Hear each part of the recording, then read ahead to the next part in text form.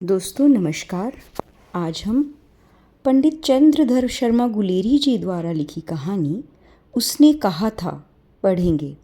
यह कहानी सन 1915 में प्रकाशित हुई। यह प्रथम विश्व युद्ध की पृष्ठभूमि पर लिखी एक मार्मिक प्रेम कहानी है। इसका कथानक प्रेम में त्याग व कर्तव्य निष्ठा को ध्यान में रखकर बुना गया है। दोस्तों, यह कहानी आज से लगभग 100 साल से भी ज़्यादा पुरानी है। तो आइए चलते हैं आज से 100 साल पीछे और महसूस करते हैं उस अनोखे प्रेम की आभा को। बड़े बड़े शहरों के इक्के गाड़ी वालों की ज़बान के कोड़ों से जिनकी पीठ छिल गई है और कान पक गए हैं, उनसे हमारी प्रार्थना है कि अमृतसर के बम्बू कार्ट वालों की बोली का मरहम लगावें। जब बड़े बड़े शहरों की चौड़ी चौड़ी सड़कों पर घोड़े की पीठ चाबुक से धुनते हुए इक्के वाले कभी घोड़े की नानी से अपना निकट संबंध स्थापित करते हैं, कभी राह चलते पैदलों की आँखों के न होने पर तरस खाते हैं, कभी उनके पैरों की उंगलियों के पोरों को चीथ कर अपने ही को सताया हुआ बताते हैं और संसार भर की ग्लानि, निराशा और क्षोभ के अवतार बने नाक की सीध में चले जाते हैं। तब अमृतसर में उनकी बिरादरी वाले तंग चक्करदार गलियों में हर एक लट्टी वाले के लिए ठहर कर सब्र का समुद्र उमड़ाकर बचो खालसा जी, हटो भाई जी, ठहरना भाई जी, आने दो लाला जी, हटो बादशाह कहते हुए सफ़ेद फेंटों, खच्चरों और बतखों, गन्नों के खोमचे और भारे वाले के जंगलों में से राह खेते हैं। क्या मजाल है कि जी और साहब बिना सुने किसी को हटना पड़े। यह बात नहीं कि उनकी जीभ चलती ही नहीं, चलती है, पर मीठी छुरी की तरह महीन मार करती हुई। यदि कोई बुढ़िया बार बार चितौनी देने पर भी लीक से नहीं हटती तो उनकी बचनावली के ये नमूने हैं। हट जा जीने जोगिए, हट जा कर्मा वालिए, हट जा पुत्ता प्यारिए, बच जा लंबी उम्रा वालिए। समष्टि में इनके अर्थ है कि तू जीने योग्य है, तू भाग्यशाली है, तू पुत्रों को प्यारी है, तेरी उम्र तेरे सामने है, तू क्यों मेरे पहियों के नीचे आना चाहती है, बच जा।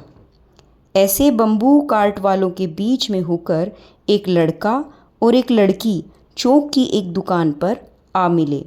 उसके बालों और उसके ढीले सुथने से जान पड़ता था कि दोनों सिख हैं। वह अपने मामा के केश धोने के लिए दही लेने आया था और यह रसोई के लिए बड़ियाँ। दुकानदार एक परदेसी से गुथ रहा था जो सेर भर गीले पापड़ों की गड्डी को गिने बिना हटता न था। तेरे घर कहाँ हैं? मगरे में। और तेरे? मांझे में। यहाँ कहाँ रहती है? अत्तर सिंह की बैठक में। वे मेरे मामा होते हैं। मैं भी मामा के यहाँ आया हूँ। उनका घर गुरु बाजार में है। इतने में दुकानदार निपटा और इनका सौदा देने लगा। सौदा लेकर दोनों साथ साथ चले। कुछ दूर जाकर लड़के ने मुस्कुराकर पूछा, तेरी कुड़माई हो गई? इस पर लड़की कुछ आँख चढ़ाकर धत कहकर दौड़ गई और लड़का मुंह देखता रह गया। दूसरे तीसरे दिन सब्जी वाले के यहाँ, दूध वाले के यहाँ अकस्मात दोनों मिल जाते। महीना भर यही हाल रहा। 2-3 बार लड़के ने पूछा, तेरी कुड़माई हो गई? और उत्तर में वही धत मिला। एक दिन जब फिर लड़की ने वैसे ही हंसी में चिढ़ाने के लिए पूछा तो लड़की लड़के की संभावना के विरुद्ध बोली, हाँ हो गई। कब? कल। देखते नहीं यह रेशम से कड़ा हुआ सालू? लड़की कहकर भाग गई। लड़के ने घर की राह ली। रास्ते में एक लड़के को मोरी में ढकेल दिया। एक छाबड़ी वाले की दिन भर की कमाई खोई। एक कुत्ते के पत्थर मारा और एक गोभी वाले के ठेले में दूध उड़ेल दिया।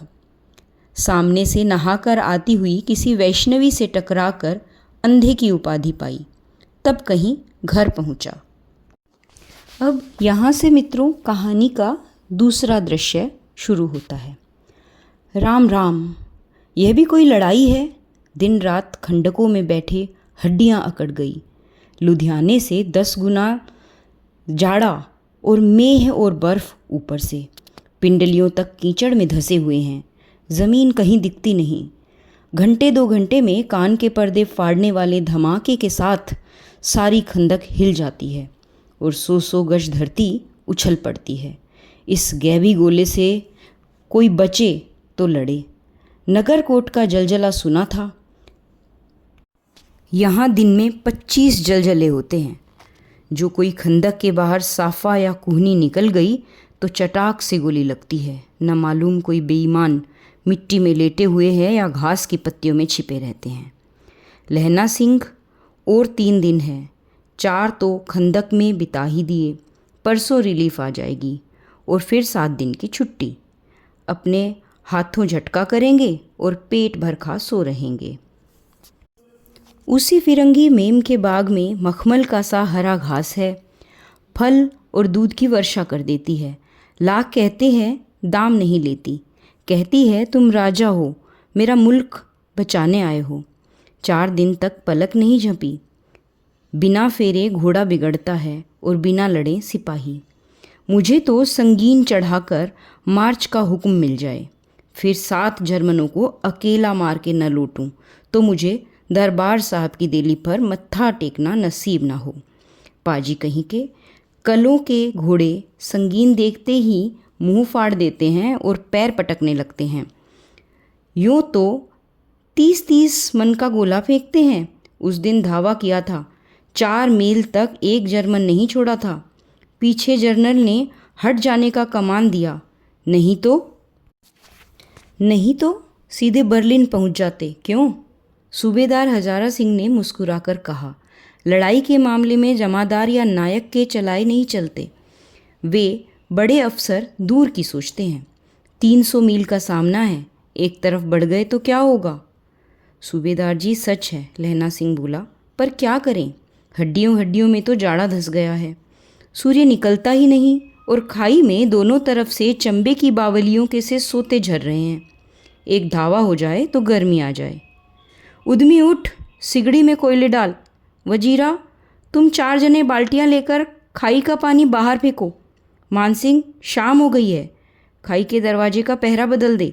यह कहते हुए सूबेदार सारी खंदक में चक्कर लगाने लगे।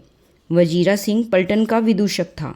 बाल्टी में गंदला पानी भरकर खाई के बाहर फेंकता हुआ बोला, मैं पाधा बन गया हूँ, करो जर्मनी के बादशाह का तर्पण। इस पर सब खिलखिला पड़े और उदासी के बादल कट से गए।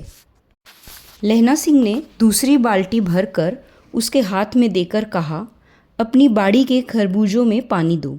ऐसा खाद का पानी पंजाब भर में नहीं मिलेगा। हाँ, देश क्या है, स्वर्ग है।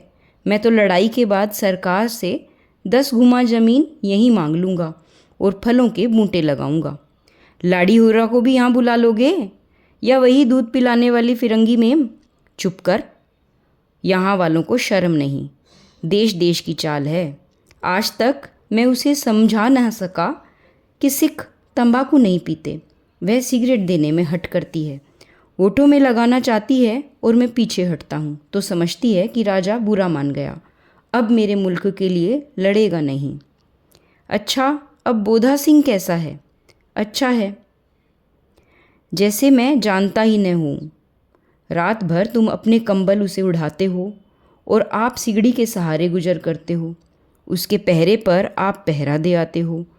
अपने सूखे लकड़ी के तख्तों पर उसे सुलाते हो। आप कीचड़ में पड़े रहते हो, कहीं तुम न मांदे पड़ जाना। जाड़ा क्या है, मौत है। निमोनिया से मरने वालों को मुरब्बे नहीं मिला करते। मेरा डर मत करो, मैं तो बुलेल की खड्ड के किनारे मरूंगा। भाई कीर्ति सिंह की गोद पर मेरा सिर होगा और मेरे हाथ के लगाए हुए आंगन में आम के पेड़ की छाया होगी। वजीर सिंह ने त्योरी चढ़ाकर कहा, क्या मरने मारने की बात लगाई है? मरे जर्मन और तुर्क। हाँ भाइयों, कैसे? और इसके बाद सभी फौजी एक अपने पिंड का गीत गाने लगते हैं। दिल्ली शहर ते पिशोर नू जांदीए, कर लेना लोंगा दा व्यापार मंडीए, कर लेना नाड़े दा सौदा अड़िए, ओए लाना चटाका कदूए नू, के बन आवे मज़ेदार गोरिए, हुण लाना चटाका कदूए नू। कौन जानता था कि दाढ़ियों वाले घरबारी सिख ऐसा लुच्चे का गीत गाएंगे, पर सारी कंदक इस गीत से गूंज उठी और सिपाही फिर ताजे हो गए, मानो 4 दिन से सोते और मौज ही करते रहे हों। यहाँ दोस्तों तीसरा दृश्य आता है। दोपहर रात गई है, अंधेरा है, सन्नाटा छाया हुआ है। बोधा सिंह खाली बिस्कुटों के 3 टिनों पर अपने दोनों कंबल बिछाकर और लहना सिंह के 2 कंबल और एक बरान कोट ओढ़कर सो रहा है। लहना सिंह पहरे पर खड़ा हुआ है, एक आंख खाई के मुंह पर है और एक बोधा सिंह के दुबले शरीर पर। बोधा सिंह का रहा, क्यों बोधा भाई, क्या है? पानी पिला दो। लहना सिंह ने कटोरा उसके मुंह में लगाकर पूछा। कहो, कैसे हो? पानी पीकर बोधा बोला, कंपनी छूट रही है, रोम रोम में तार दौड़ रहे हैं, दांत बज रहे हैं। अच्छा, मेरी जर्सी पहन लो। और तुम? मेरे पास सिगड़ी है और मुझे गर्मी लगती है, पसीना आ रहा है। ना, मैं नहीं पहनता, 4 दिन से तुम मेरे लिए। हाँ, याद आई, मेरे पास दूसरी गर्म जर्सी है, आज सवेरे ही आई है, विलायत से बुनकर भेजी है मेम ने, गुरु उनका भला करे। यूँ कहकर लहना सिंह अपना कोट उतारकर जर्सी उतारने लगा। सच कहते हो और नहीं झूठ? यूँ कहकर कहते बोधा ने ज़बरदस्ती उसे अपनी जर्सी पहना दी और आप खाकी कोट और जीन का कुर्ता भर पहनकर पहरे पर आ खड़ा हुआ। मेम की जर्सी की कथा केवल कथा थी। आधा घंटा बीता, इतने में खाई के मुंह से आवाज़ आई, सूबेदार हज़ारा सिंह। कौन? लपटन साहब, हुकुम हुजूर, कहकर सूबेदार तनकर फौजी सलाम करके सामने हुआ। देखो, इसी समय धावा करना होगा। मील भर की दूरी पर पूरब के कोने में एक जर्मन खाई है, उसमें 50 से जियाहद जर्मन नहीं है।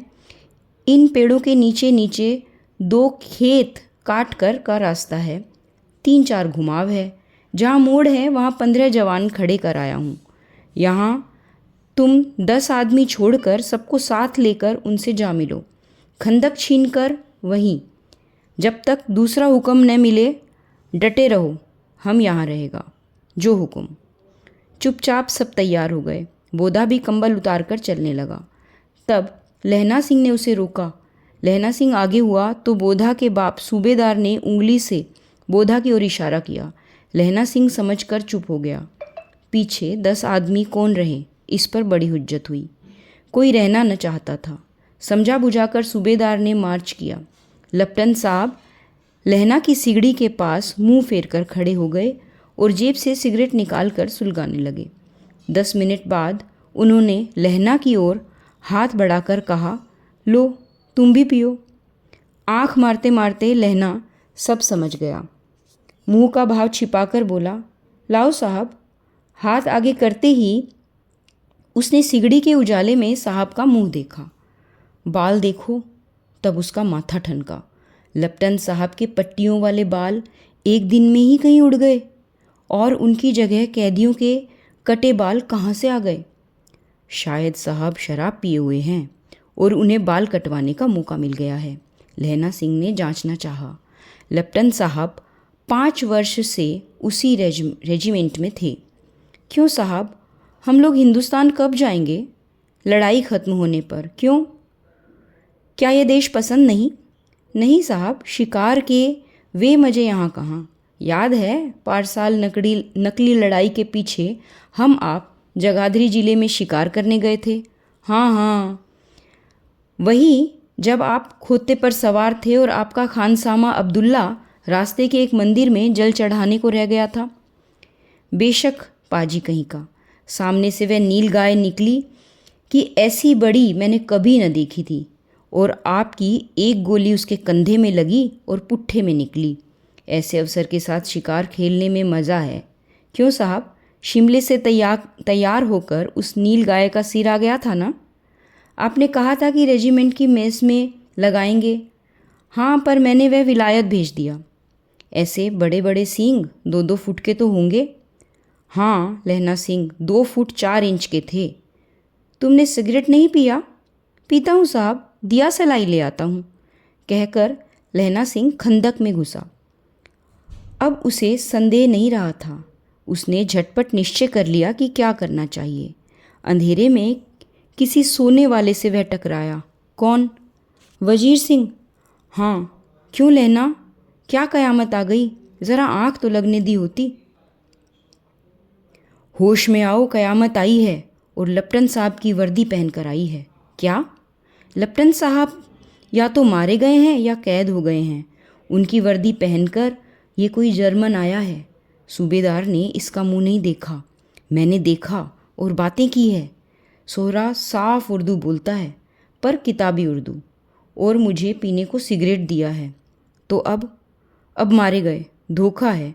सूबेदार होरा कीचड़ में चक्कर काटते फिरेंगे और यहाँ खाई पर धावा होगा। उठो, एक काम करो, पलटन के पैरों के निशान देखते देखते दौड़ जाओ, अभी बहुत दूर न गए होंगे। सूबेदार से कहो एकदम लौट आएं। खंदक की बात झूठ है। चले आओ, खंदक के पीछे से निकल आओ, पत्ता तक न खड़के, देर मत करो। हुक्म तो यही है कि यहीं। अरे ऐसी तैसी हुक्म की? मेरा हुक्म, जमादार लहना सिंह, जो यहाँ इस वक्त का सबसे बड़ा अफसर है, उसका हुक्म है। मैं लप्टन साहब की खबर लेता हूँ। पर यहाँ तो तुम 8 है। 8 नहीं, 10 लाख। एक अकालिया सिख 1.25 लाख के बराबर होता है। चले जाओ।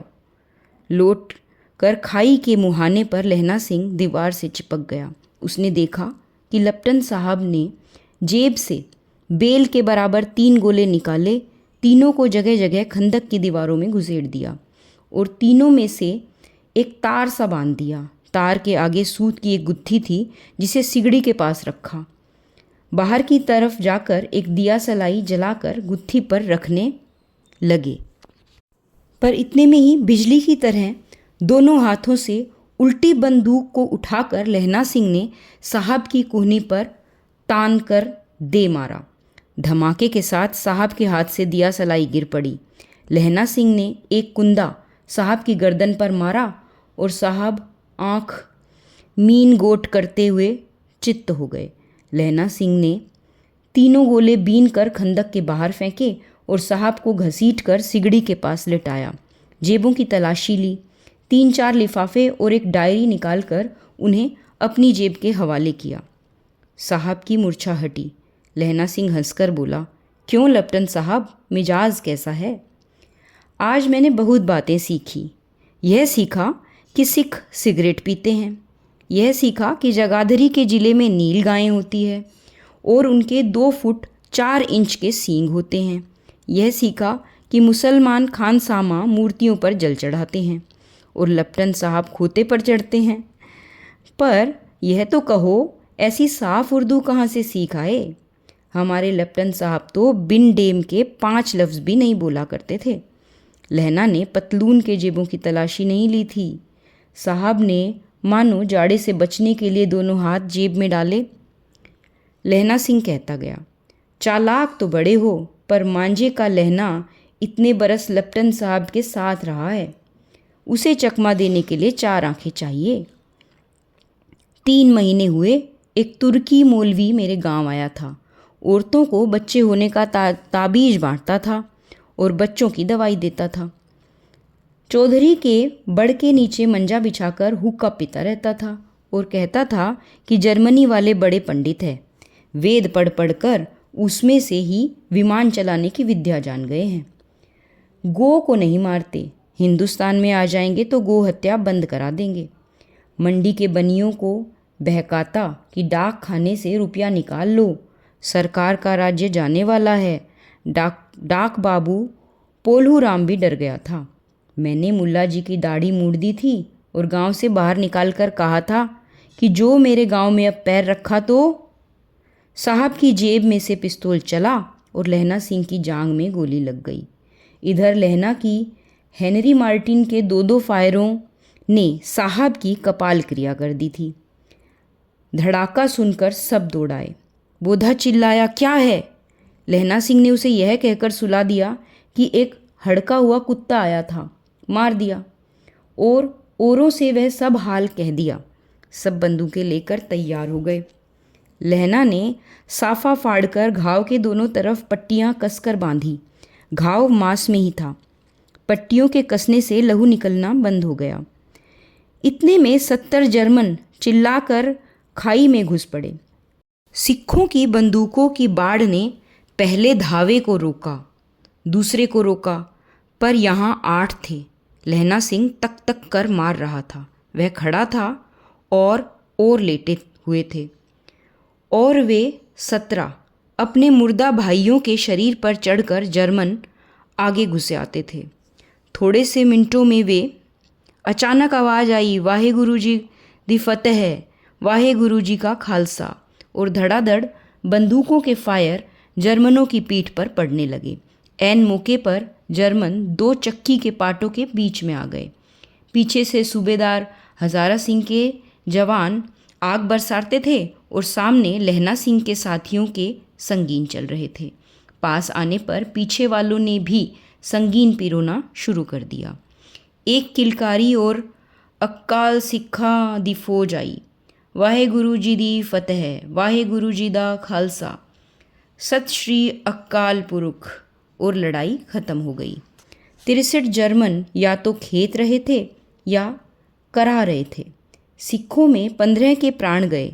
सूबेदार के दाहिने कंधे में से गोली आर पार निकल गई। लहना सिंह की पसली में एक गोली लगी।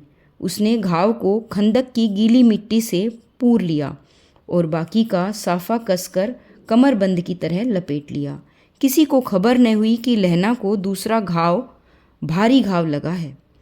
लड़ाई के समय चांद निकल आया था, ऐसा चांद जिसके प्रकाश से संस्कृत कवियों का दिया हुआ क्षयी नाम सार्थक होता है, और हवा ऐसी चल रही थी जैसी बाण भट्ट की भाषा में दंत वीणा पदेशाचार्य कहलाती है। वजीरा सिंह कह रहा था कि कैसे मन मन भर फ्रांस की भूमि मेरे बूटों से चिपक रही थी जब मैं दौड़ा दौड़ा सूबेदार के पीछे गया था। सूबेदार लहना सिंह से सारा हाल सुन और कागजात पाकर उसकी तुरंत बुद्धि को सराह रहे थे और कह रहे थे कि तू ना होता तो आज सब मारे जाते। इस लड़ाई की आवाज़ 3 मील दाहिनी ओर की खाई वालों ने सुन ली थी। उन्होंने पीछे टेलीफोन कर दिया था। वहाँ से झटपट 2 डॉक्टर और 2 बीमार ढोने की गाड़ियाँ चली, जो कोई 1.5 घंटे के अंदर अंदर आ पहुँची। फील्ड अस्पताल नज़दीक था। सुबह होते होते वहाँ पहुँच जाएंगे, इसलिए मामूली पट्टी बांधकर एक गाड़ी में घायल लिटाए गए और दूसरी में लाशें रखी गई। सूबेदार ने लहना सिंह की जांग में पट्टी बंधवानी चाही, पर उसने यह कहकर टाल दिया कि थोड़ा सा घाव है, सवेरे देखा जाएगा। बोधा सिंह ज्वर में बर्रा रहा था। वह गाड़ी में लिटाया गया। लहना को छोड़कर सूबेदार जाते नहीं थे। यह देख लहना ने कहा, तुम्हें बोधा की कसम है और सूबेदार ने जी की भी सौगंध है जो इस गाड़ी में न चले जाओ, और तुम मेरे लिए वहाँ पहुँचकर गाड़ी भेज देना, और जर्मन मुर्दों के लिए भी तो गाड़ियाँ आती होगी। मेरा हाल बुरा नहीं है, देखते नहीं मैं खड़ा हूँ, वजीरा सिंह है मेरे पास। अच्छा, पर बोधा गाड़ी पर लेट गया। भला आप भी चढ़ जाओ। सुनिए तो, सूबेदारनी होरा को चिट्ठी लिखो तो मेरा मत्था टेकना और लिख देना, और जब घर जाओ तो कह देना कि मुझसे जो उसने कहा था वह मैंने कर दिया। गाड़ियाँ चल पड़ी थी। सूबेदार ने चढ़ते चढ़ते लहना का हाथ पकड़कर कहा, तैने मेरे और बोधा के प्राण बचाए हैं। लिखना कैसा, साथ ही घर चलेंगे।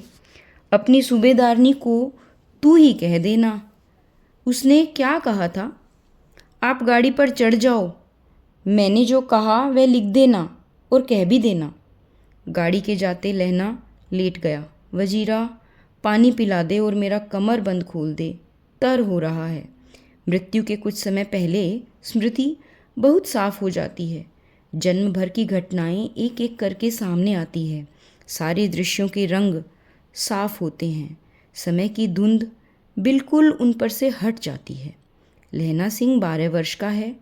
अमृतसर में मामा के यहाँ आया हुआ है। दही वाले के यहाँ, सब्जी वाले के यहाँ, हर कहीं उसे एक 8 वर्ष की लड़की मिल जाती है। जब वह पूछता है तेरी कुड़माई हो गई, तब धत्त कहकर वह भाग जाती है। एक दिन उसने वैसे ही पूछा था तो उसने कहा, हाँ कल हो गई। देखते नहीं, यह रेशम के फूलों वाला सालू। सुनते ही लहना सिंह को दुख हुआ, क्रोध हुआ। क्यों हुआ? वजीरा सिंह पानी पिला दे। 25 वर्ष बीत गए। अब लहना सिंह 77 राइफल्स में जमादार हो गया है। 8 वर्ष की उस कन्या का ध्यान ही न रहा। न मालूम वह कभी मिली थी या नहीं। 7 दिन की छुट्टी लेकर ज़मीन के मुकदमे की पैरवी करने वह अपने घर गया। वहाँ रेजिमेंट के अफसर की चिट्ठी मिली कि फ़ौज लाम पर जाती है, फ़ौरन चले आओ। साथ ही सूबेदार हज़ारा सिंह की चिट्ठी मिली कि मैं और बोधा सिंह भी लाम पर जाते हैं, लौटते हुए हमारे घर होते जाना, साथ ही चलेंगे। सूबेदार का गांव रास्ते में पड़ता था और सूबेदार उसे बहुत चाहता था। लहना सिंह सूबेदार के यहाँ पहुँचा। जब चलने लगे तब सूबेदार बेड़े में से निकल कर आया। बोला, लहना, सूबेदारनी तुमको जानती है, बुलाती है, जाकर मिलाओ। लहना सिंह भीतर पहुंचा। सूबेदारनी मुझे जानती है? कब से? रेजिमेंट के क्वार्टरों में तो कभी सूबेदार के घर के लोग नहीं रहे। दरवाजे पर जाकर मत्था टेकना, कहा, असीस सुनी। लहना सिंह चुप। मुझे पहचाना नहीं? तेरी कुड़माई हो गई? धत, कल हो गई। देखते नहीं, रेशमी बूटे वाला सालू। अमृतसर में भावों की टकराहट से मूर्छा खुली, करवट बदली, पसली का घाव बह निकला। वजीरा, पानी पिला, उसने कहा था। स्वप्न चल रहा है। सूबेदारनी कह रही है, मैंने तेरे को आते ही पहचान लिया। एक काम करती हूँ, एक काम तुझसे कहती हूँ। मेरे तो भाग ही फूट गए। सरकार ने बहादुरी का खिताब दिया है, लायलपुर में ज़मीन दी है। आज नमक हलाली का मौका आया है, पर सरकार ने हम तीमियों की एक गंगरिया पलटन क्यों न बना दी, जो मैं भी सूबेदार जी के साथ चली आती। एक बेटा है, फौज में भर्ती हुए उसे 1 ही बरस हुआ है। उसके पीछे 4 और हुए, पर एक भी नहीं जिया। सूबेदारनी रोने लगी। अब दोनों जाते हैं, मेरे भाग।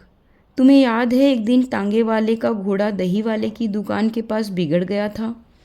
तुमने उस दिन मेरे प्राण बचाए थे। आप घोड़े की लातों में चले गए थे और मुझे उठाकर दुकान के तख्ते पर खड़ा कर दिया था। ऐसे ही इन दोनों को बचाना, यह मेरी भिक्षा है। तुम्हारे आगे आंचल पसारती हूँ। रोती रोती सूबेदारनी ओबरे में चली गई। लहना भी आंसू पोंछता हुआ बाहर आया। वजीरा सिंह, पानी पिला, उसने कहा था। लहना का सिर अपनी गोद में रखे वजीरा सिंह बैठा है। जब मांगता है तब पानी पिला देता है। आध घंटे तक लहना चुप रहा, फिर बोला, कौन? कीरत सिंह? वजीरा ने कुछ समझकर कहा, हाँ। भैया, मुझे और ऊंचा कर ले, अपने पट्ट पर मेरा सिर रख ले। वजीरा ने वैसा ही किया। हाँ, अब ठीक है, पानी पिला दे।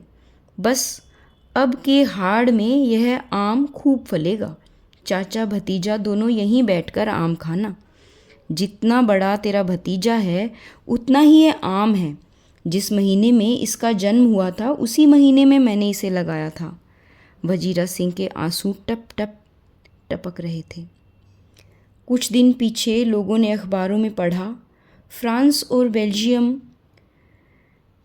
6-8वीं सूची मैदान के घावों से मरा नंबर 77 सिख राइफल जमादार लहना सिंह। और दोस्तों, यहाँ इस त्याग और प्रेम से भरी हुई कहानी का अंत होता है। धन्यवाद।